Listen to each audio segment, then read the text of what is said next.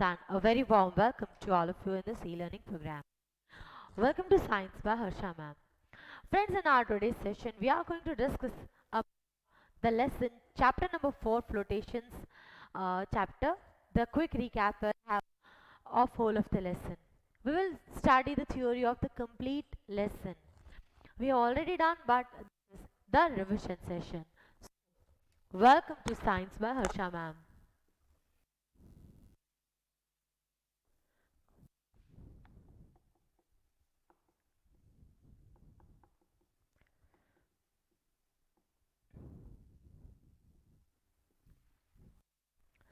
Now in our today's session, to study first about one of the branch of the physics that is governing, that is related with all the liquids, and that is called as hydrostatics. Yes, this is the branch of the physics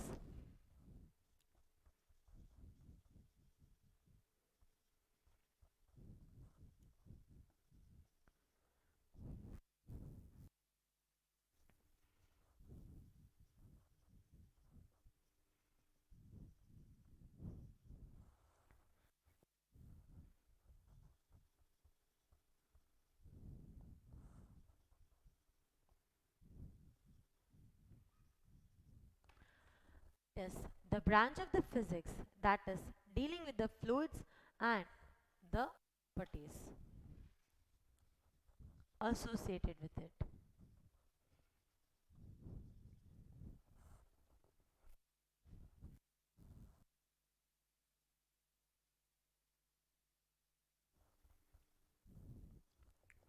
So that is hydrostatics.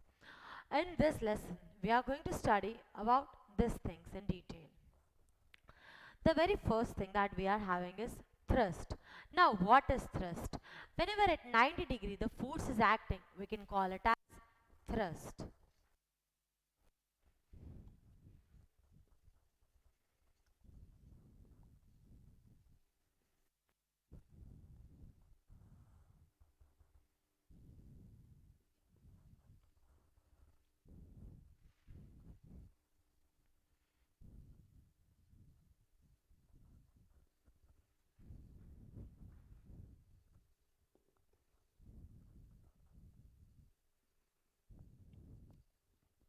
So whenever the force is acting at 90 degree, we can call it as thrust. Uh, if we talk about object which is kept on the surface, then the thrust will be equal to the force which is acting at 90 degree, and at 90 degree it will be the gravitational force that will be acting on it, so almost it will be equal to m into g.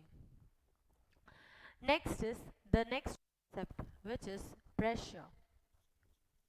If we talk about pressure, then pressure is defined as force per unit time, but force acting at 90 degree, that means thrust per unit area.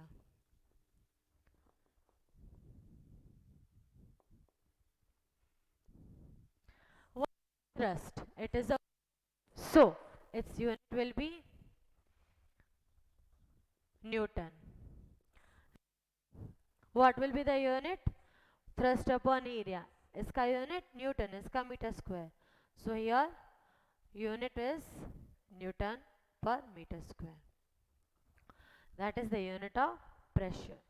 Another units of pressure are in the memory of scientists. Blaise Pascal is all, and the fact is 1 Pascal is equal to 1 Newton per meter square. This is also one of the important point. That is whether you are putting a whole unit in terms of Pascal or Newton per meter square, there is no difference. Important criteria over here is pressure is inversely proportional to area and directly proportional to thrust. This concept, which says that pressure is inversely proportional to, that means that more the area, the pressure. Try to recall when you were in class 8. You had done one numerical of the elephant and a very thin, slim girl of about kg. And then we had exerted who is exerting how much force. We came to the conclusion that elephant was exerting less pressure than the girl in spite of having more mass. Why? Because of the area. Less the area, more will be the pressure. Yes, this is one of the important concept. Less the area, more will be the pressure. There are many examples which is given here. First one is if you are standing on the mattress. Okay, what will you see? You will see that whole of your bed is you are moving down. Your feet will get sink into it. But if you are lying, same thing doesn't happen. Why it is happening? Because when you will be lying, the cross sectional area will be more. So the pressure exerted will be less. And when you are standing on the feet, the cross sectional area will only be equal to the area of your feet. And because the area is less, what will happen? You'll get sink deeper.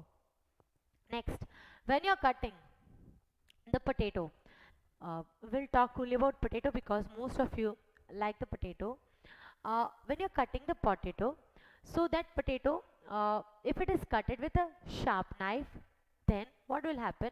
Very quickly, it will get easily cutted. But if the knife is blunt, what will happen? Ultimately, it is going to create a problem for you, and that's how. If it is, if the edges will be sharp enough, less the area, it will be able to uh, cut the potato properly because the edges will be small. Next, if you are pressing the nail vertically between the thumb and the index finger, uh, it would pierce into the skin while the flat end will not get pierced. Okay, that means if you are taking a needle and the needle is having two sides, from one side you are बहुत ही पतला ऐसे होता है like this. Here it is having that hole like thing. Here this will get pierced. This side will not get pierced into the skin. Why? Please do not try it at home. Why it is happening? It is happening because the other side is having more area. Next, the bags, school bags or anything, they are having broader strip. Why? Because broad the strip, more the area, less will be the pressure on the shoulders. The dam, whenever they are built, they are having very wide foundations. Why? More the foundation area, less will be the pressure. So, that is the reason. Next, the railway lines are provided with uh, wooden sleepers below them. Why? Just to reduce the pressure. Next, types of heavy duty vehicles. They are having broader tires. Why? If the tires are broad, if you just compare the tire of a cycle and a scooter and tire of a cycle and a truck, you will come to know the difference. More the area, more pressure, less pressure it will exert because those heavy vehicles they are having more and more mass. So more the mass, so this is about the whole concept. We discussed many examples of this, that is pressure is inversely proportional to area. Okay, so I hope you are clear with this content. Kindly note it down, then we'll move further. Be quick.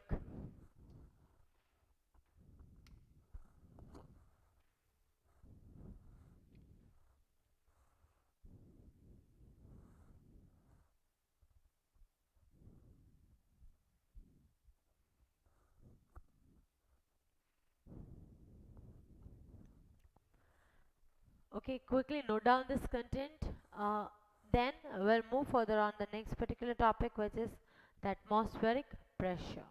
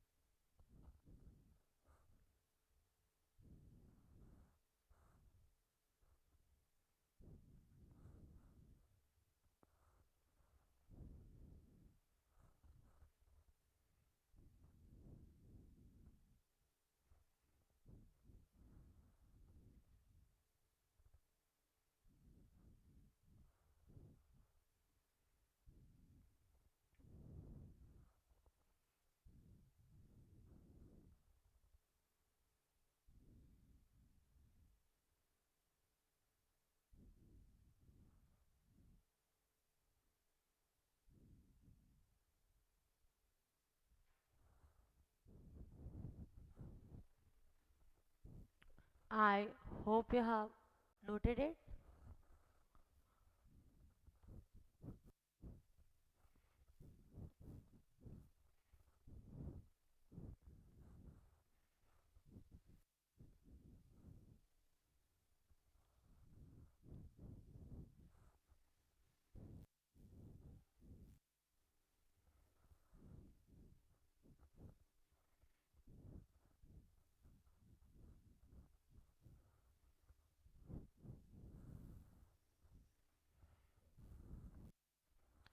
Let's move further now. Atmosphere. Knowing that Earth is surrounded by the atmosphere, that is, it is like a blanket. But the atmospheric pressure it all exerts to up till some kilometers. Uh, that is the various you have studied in gravitation lesson, that as and how the like they are going to particular height, gravity is decreasing in the same way. Even the atmospheric pressure also changes. Atmospheric pressure it is exerted by the pressure of the gases that are present in the atmosphere, and they are measured in terms of bar. So one atmospheric pressure is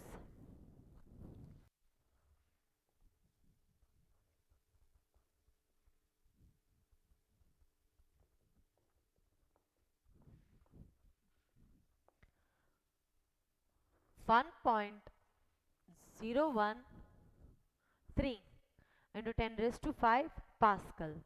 That means 1 bar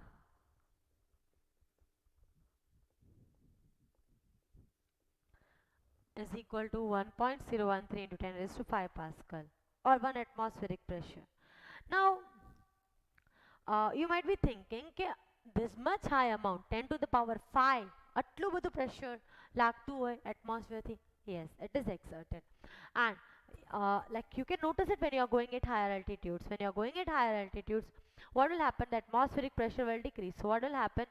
Many times the cells that are present in our body, they are constantly exerting the pressure so that they can withstand with atmospheric pressure and they will not burst.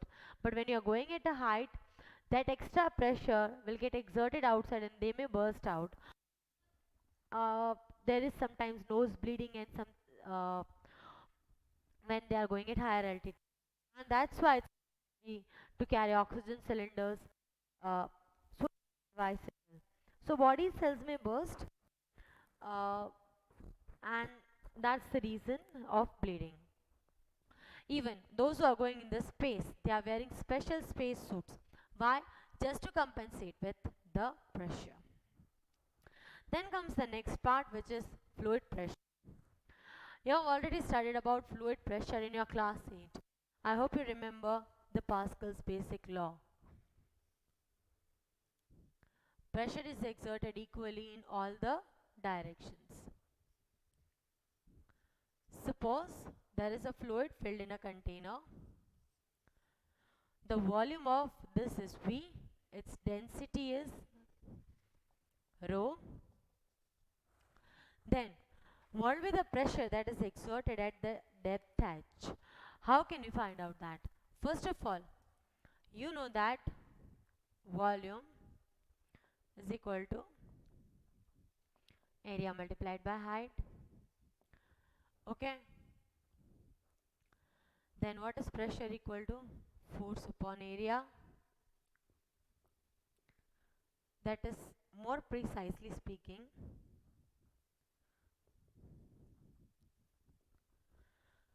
we know that pressure is thrust upon area. Now, what will be the thrust? The thrust will be the weight.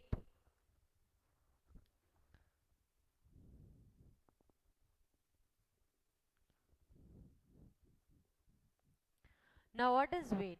How can we calculate weight? Try to recall. You have done that density is equal to mass upon volume. So, instead of weight, I can write mass into gravitational acceleration.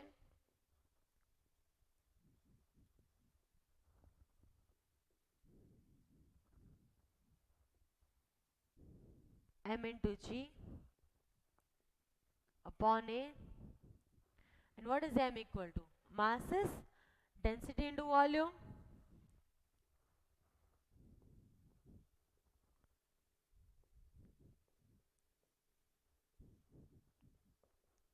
What is volume equal to? Area into height.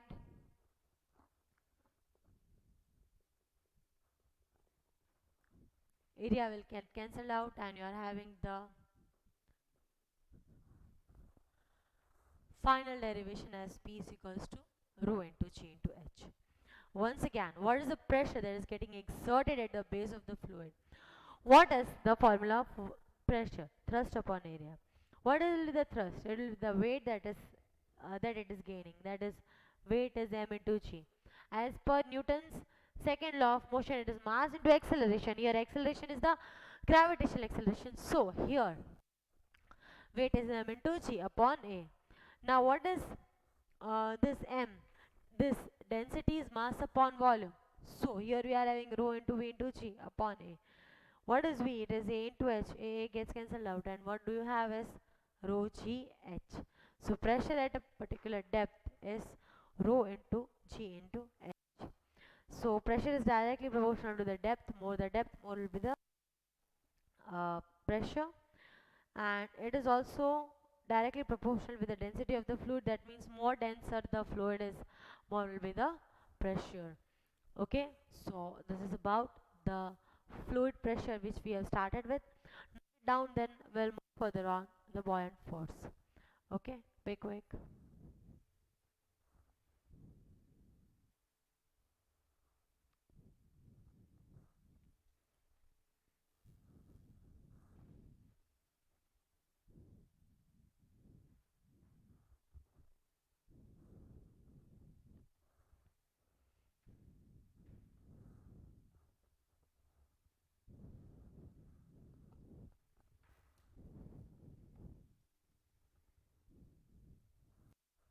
This is also important, please note it down.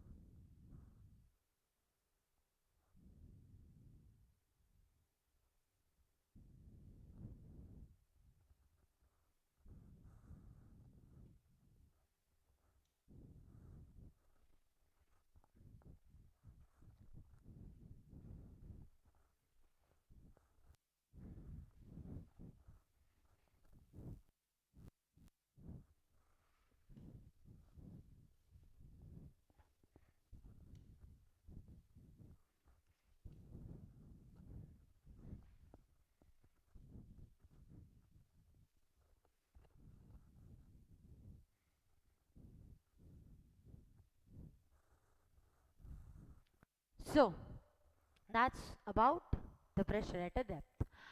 Coming to the next topic, which is buoyant force. What is buoyant force? When a body is completely or partially immersed in the fluid is exerting the force in the upward direction. That is called as buoyant force. It is also called as upthrust. Uh, the buoyant force is depending on many things. Uh, for buoyant force is this: U is equals to formula for buoyant force is U is equals to V rho g, that is volume into density into the gravitational acceleration. Upthrust exerted by any of the liquid that is having more density will be more. So upthrust is depending on the volume, the density as well as on the gravitational acceleration.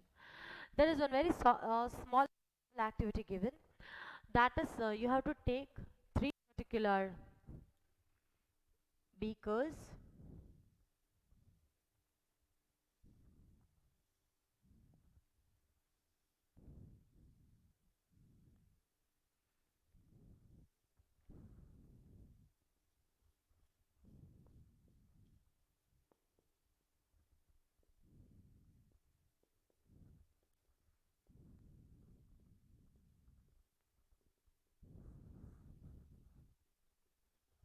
And this is the normal water. This is water containing salt. And now if we are measuring any particular substance measure by using spring balance, then we'll get its air in the air. Suppose it is denoted by WA. WA means measurement of the particular substance in air. Since we are having a particular object, we want to measure what is its mass, then by using spring balance we can calculate its mass. Water in the normal air, suppose its weight is WA. This same thing we are dipping in the water containing beaker. We'll totally dip it and we will measure its weight and we will denote it as WW, means weight in water. Now we'll dip the same thing in the water containing salt and we will name it as WS. What can we conclude this? We can conclude this: the weight of the object in air is more than the weight of the object in water, which is yet more than the weight object exerted by the salty water. Denser the medium, more is the upthrust, and that more upthrust is responsible for throwing this ball in the upward direction, because upthrust act in this direction. So this formula that boils is this: volume into density into gravitational acceleration.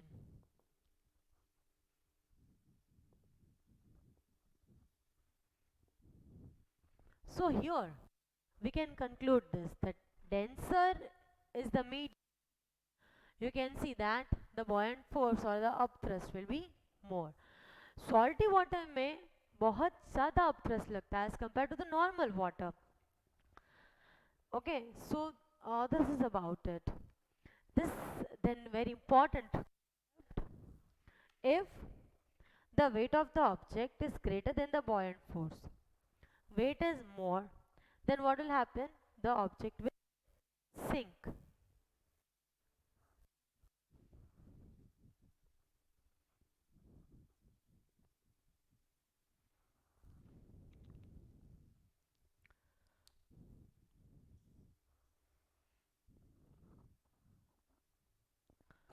That means if I'm allowing inside, if I'm taking an iron ball and I'll put it, what will happen? It will move inside. Why? In water, if suppose, because upthrust will be less as compared to its weight. So what will happen? The object will sink. If it is less, then the object will float. This is very important in the numerical. You have already studied this particular statements which are very important. Here, if both of these are equal, if W is equal to U, then object is completely immersed but it will float.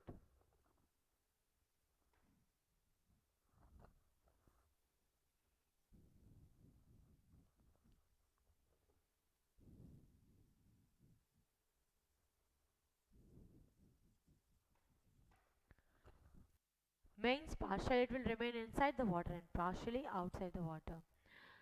So the body, it stands in the equilibrium position, maybe anywhere inside the liquids. For example, they have given you one example that you are taking equal amount of alcohol and water, and in that you are to that you are adding one drop of olive oil, then that olive oil will stand up anywhere in the mixture. So that is about this buoyant force. Everything is mentioned over here. A very important point regarding the buoyant force is given over here, and I hope you are clear with the content of buoyant force. What does it depend on? It depends on the volume, depends on the density and gravitational acceleration. Whenever you are putting any object in any particular fluid, then fluid is exerting the upward force that is called as buoyant force. If the weight is more than the upthrust, then the object will sink. If upthrust is more, then the object will float. If both are in equal stage, if both are equal, the object will float anywhere within the fluid. Do remember this concept. Now, note down this. After that, we'll do the last concept of the lesson, which is Archimedes principle and its uses as well as the relative density.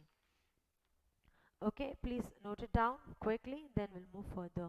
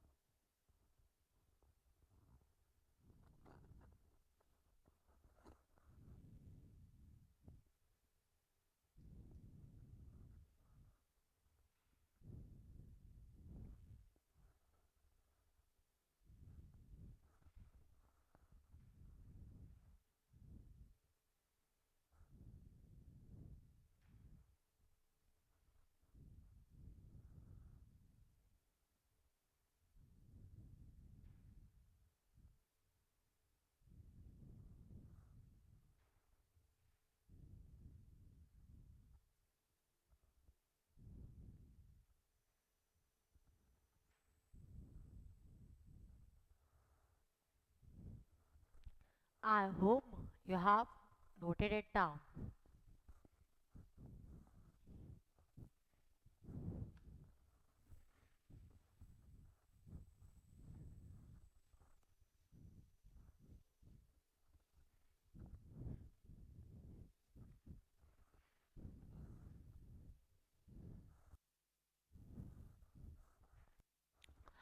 Moving on the next particular topic, which is Archimedes principle. Very important principle for exams.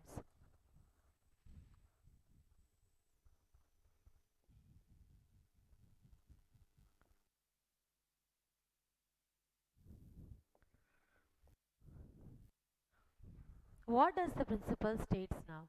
The principle states that when the object is immersed partially or completely in the fluid, it experiences an upthrust which is equal to the weight of the fluid.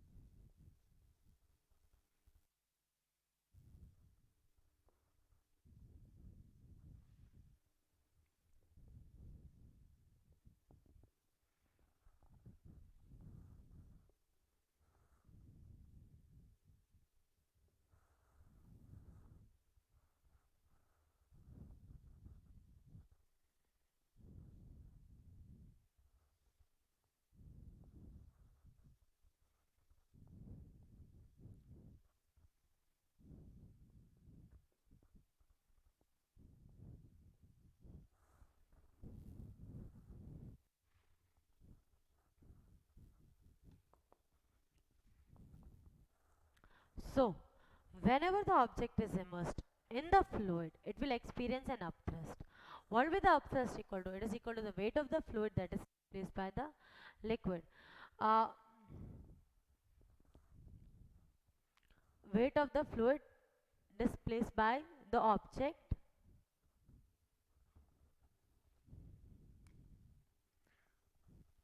For example, we are adding some amount of fluid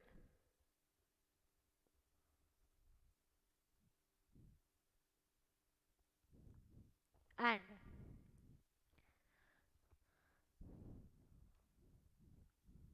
this is of, say, suppose 20 kg, and whenever it is immersed in this uh, uh, in this which is complete in this container which is completely filled, and if 2 kg is the weight of the fluid that is coming out, then the object has displaced 2 kg of the fluid. This means that the weight over here, this is equal to the upthrust. So whenever an object is immersed in a container that is completely filled, at that time it will like displace some of the liquid, and that weight is equal. So that is about the Archimedes principle. If we talk about the uses of Archimedes principle, then Archimedes principle is used in hydrometer, that is used for checking the density of liquid.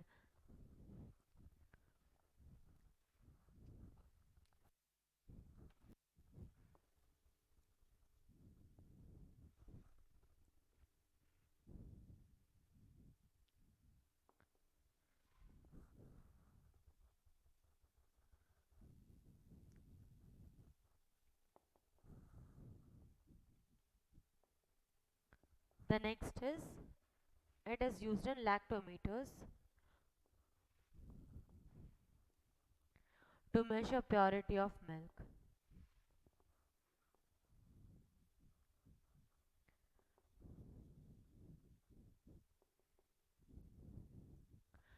Next is the concept of submarines.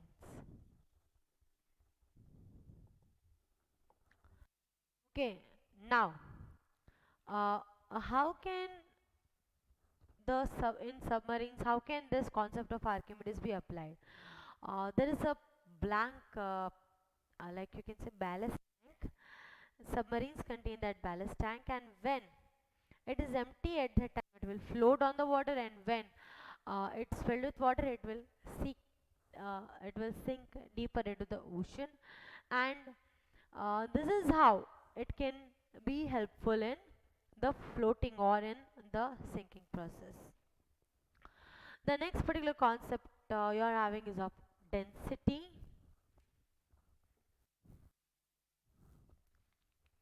We'll note it down over here.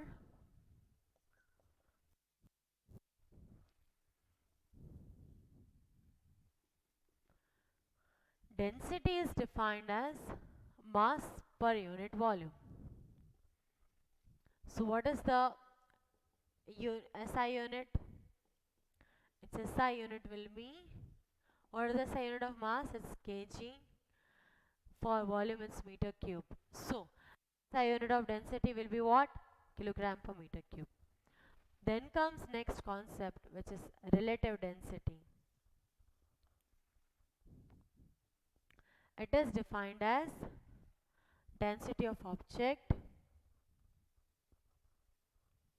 upon density of water. And this relative density is unitless. Relative means what?